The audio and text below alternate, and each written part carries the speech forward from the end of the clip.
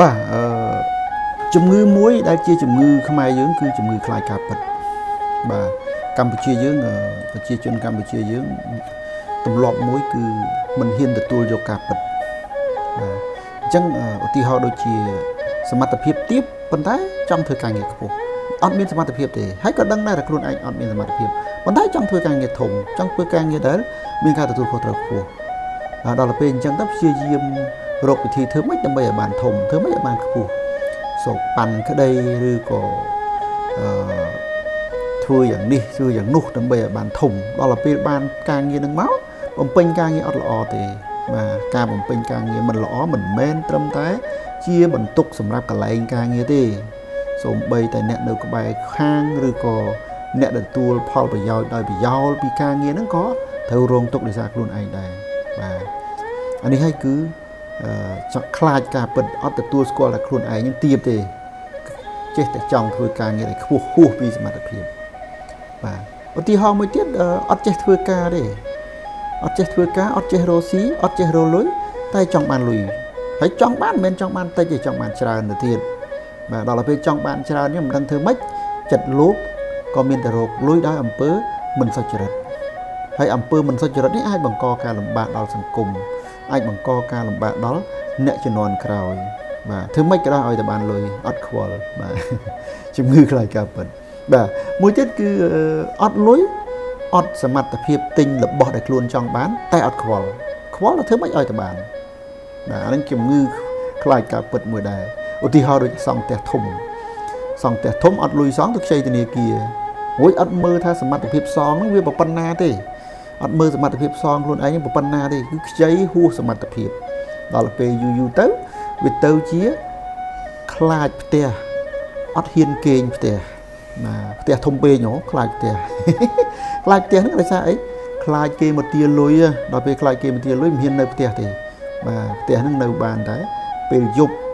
បាទនៅបានតែពេលយប់ពេលថ្ងៃកិច្ចបាត់បើកិច្ចទៅរកស៊ីមិនអីទេតែកិច្ចពួនខ្លាចធនាគារមកទាបាទអាហ្នឹងគឺខ្លាចការពិតមួយទៀតបាទខ្លាចការពិតមួយទៀតហ្នឹង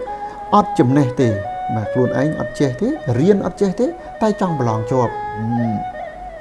បាទអានេះយើងដឹងហើយថាសង្គមយើងសម្បូរបាទអ្នកដែលរៀនមិនចេះចេះតែចង់សោកបាទអត់ទទួលស្គាល់ការពិតសមត្ថភាពកូនខ្លួនឯងថាអត់ចេះទេនៅតែគិតតែខ្លួនឯងនឹងសាកសមនឹងជាប់ដល់ពេលសាកសមនឹងជាប់ទៅសោកលុយសោកកាក់ដើម្បីឲ្យកូនជាប់ដល់ពេលជាប់មកឧទាហរណ៍ថាបើកូនទៅរៀនធ្វើវិស្វករទៅរៀនធ្វើពេទ្យរៀនវិស្វករសង់ផ្ទះវារលំណាផ្ទះវាអត់មាំវារលំបាក់ផ្ទះគេណាស្លាប់មនុស្សអាគាររដ្ឋអាគារមន្ទីរពេទ្យឯងស្លាប់មនុស្សរួចបើសិនជារៀនអត់ចេះរួចទៅប្រឡងធ្វើពេទ្យប្រឡងមិនចេះក៏ប្រឡងចូលហើយសោកដើម្បីជាប់ដល់ពេលជាប់ទៅរៀនមានចេះអីទៅព្យាបាលជំងឺមិនបានព្យាបាលអ្នកជំងឺឲ្យជាទេទៅជាសម្លាប់មនុស្សដោយអចេតនាអានេះហើយគេថាជំងឺខ្លាចការពិតមួយទៀតបាទ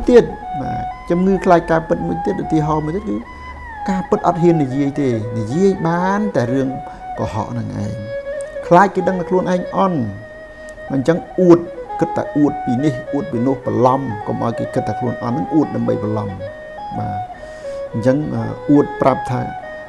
ខ្លួននឹងមានចេះមានចុះរបស់នឹងចេះបោះចុះធ្វើដូចជាខ្លួនឯងនឹងមានមែនតើអញ្ចឹងដល់ទៅពេលចុងក្រោយបែករឿងសុំទោសបាទអញ្ចឹងអារឿងសង់ផ្ទះធំនឹងអត់ខ្លាចទេអួតឯងងកបាទអួតឲ្យកកាក់បាទអួតខ្លាំងសម្បើមដល់លេងហឺហាអួតនោះអួតប៉ុន្តែដល់ពេលអាវេទនារលុយនេះអត់ហ៊ានអួតទេខ្មាស់គេបាទអត់ហ៊ាននិយាយអីមួយម៉ាត់បាទអញ្ចឹងជំងឺខ្លាចការពិតនេះខ្ញុំគាត់តែចង់និយាយថាបើសិនជាយើងអត់មានសមត្ថភាពទទួលស្គាល់ការពិតថាបច្ចុប្បន្នយើងខ្សោយបច្ចុប្បន្នយើងអន់ទេយើងអត់អាចនឹងអភិវឌ្ឍខ្លួនឯងទេបាទអញ្ចឹងវាជាជំងឺមួយបាទវាជារឿងល្អដែរដែលយើងអាចមើលឃើញចំណុចល្អបាទរបស់ខ្លួនឯងថាមានចំណុចល្អអីហើយយើងព្យាយាម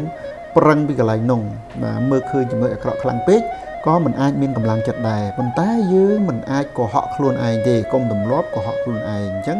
បើយើងតែយើងអត់ដឹងថាខ្លួនឯងនៅចំណុចណាទេយើងអត់អាចចាប់ផ្ដើមធ្វើអ្វីដែលល្អមានប្រយោជន៍បានទេមិនថាក្នុងកម្រិតបុគ្គល ក្នុងកម្រិតគ្រួសារឬក៏ក្នុងកម្រិតជាថ្នាក់ដឹកនាំប្រទេសជាតិបាទអត់ទទួលស្គាល់ការពិតនេះគឺមិនអាចជួយឲ្យយើងធ្វើអ្វីដែលបានចម្រើនចម្រុងរុងរឿង